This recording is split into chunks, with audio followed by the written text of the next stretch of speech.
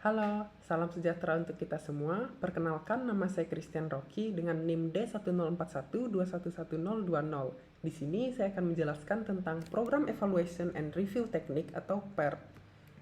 Program Evaluation dan Review Technique atau PERT adalah sebuah metode manajemen proyek yang digunakan untuk merencanakan, mengawasi, dan mengendalikan proyek-proyek besar dan kompleks. Metode ini dikembangkan pada tahun 1950-an oleh Amerika Serikat. Selanjutnya kita masuk ke contoh soal 1. Soal yang pertama, tentukan diagram jaringan, jalur kritis, dan waktu proyek. Jadi di sini terdapat sebuah tabel dengan kolom aktivitas yang berisikan 10 aktivitas dan pendahulu. Dan juga terdapat kolom A, M, dan B. A adalah waktu optimis, B adalah waktu pesimis, dan M adalah waktu realistis.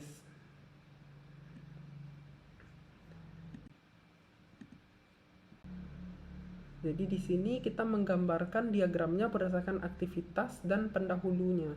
Di sini ada aktivitas 2, pendahulunya adalah aktivitas 1. Jadi aktivitas 1 harus dilakukan sebelum aktivitas kedua dilakukan.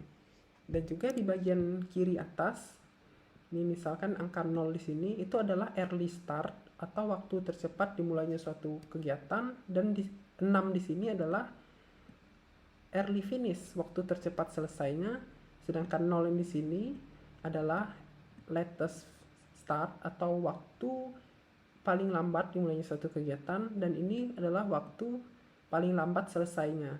Sedangkan 6 di sini adalah waktu kegiatan 1 ini. Berapa lama waktu yang dibutuhkan.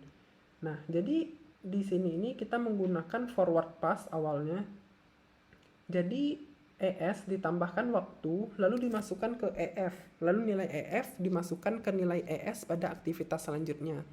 Contohnya di sini nilai ES ditambahkan dengan waktu, lalu dimasukkan ke early finish. Lalu nilai early finish ini dimasukkan ke early startnya aktivitas selanjutnya. Lalu ditambahkan waktu, sini begitu seterusnya sampai selesai.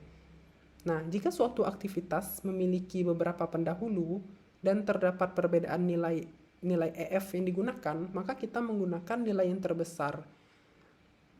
Contohnya di sini,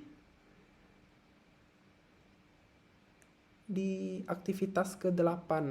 Nah, jadi ada nilai 26 dan ada juga nilai 27.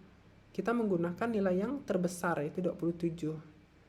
Oke, setelah sampai ke akhir, aktivitas akhir, kita mendapatkan nilai early finishnya, kita pas nilainya ke latest finish. Lalu latest finish ini dikurangkan dengan time-nya, lalu masukkan ke latest start, 41 kan. 41 dikurang 0 adalah 41.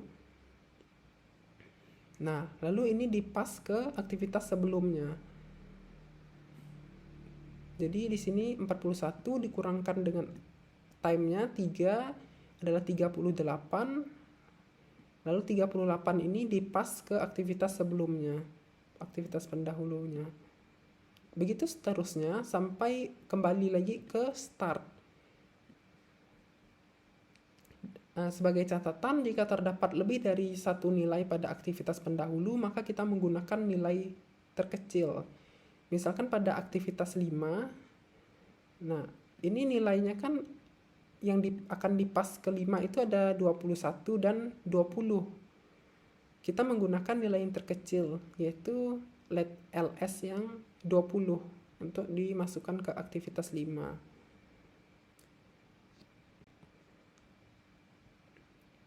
Setelah menggambarkan diagramnya, kita menghitung select time-nya. Jadi select time adalah ls dikurangin es atau lf dikurangin ff, atau lf dikurangi ef. Jadi untuk setiap aktivitas kita hitung nilainya. Ini kita hitung untuk menentukan jalur kritis, karena jalur kritis adalah sebuah jalur di mana select time-nya 0. Dan pada jalur kritis, jika suatu aktivitas tertunda, maka akan menunda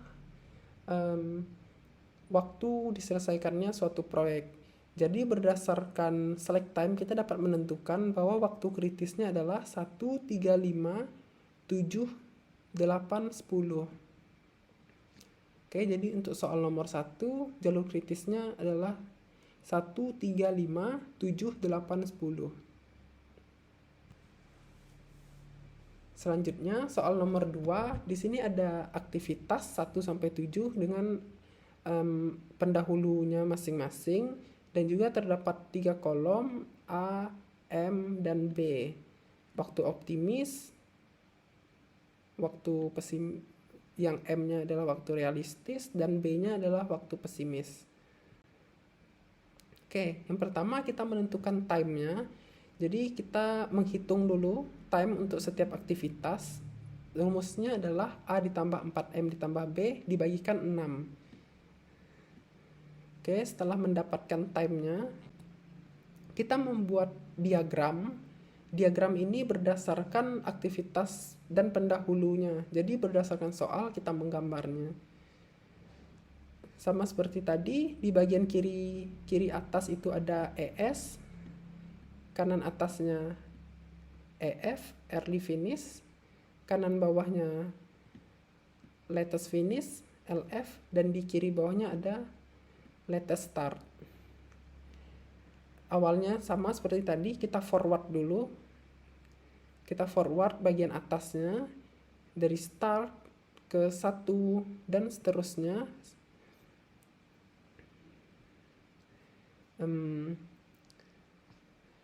Jadi nilai 0 ditambahkan time-nya 2, lalu 2 ini kita tulis di bagian sini.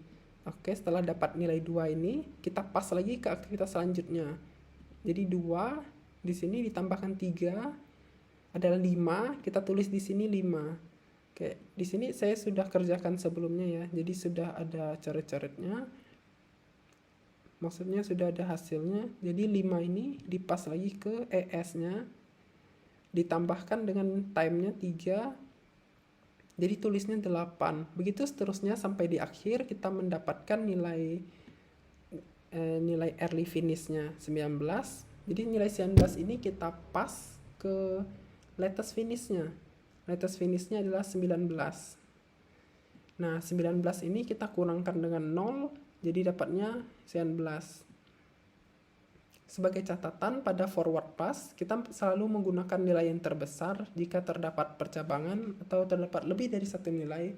Sedangkan pada backward pass, kita menggunakan nilai terkecil. Contohnya di aktivitas 1, nilai latest finish-nya, nilai 2 ini didapat dari nilai terkecil antara 9, antara 2, dan antara 5.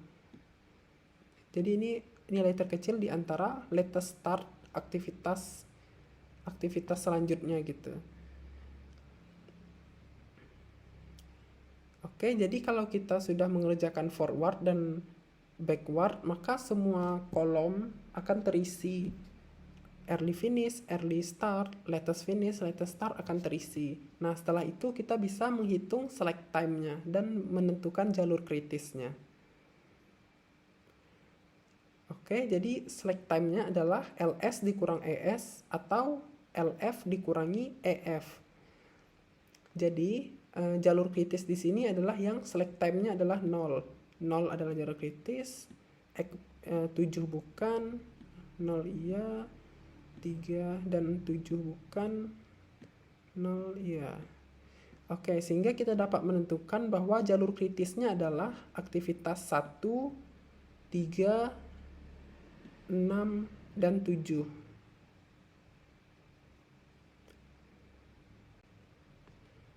Sebagai catatan,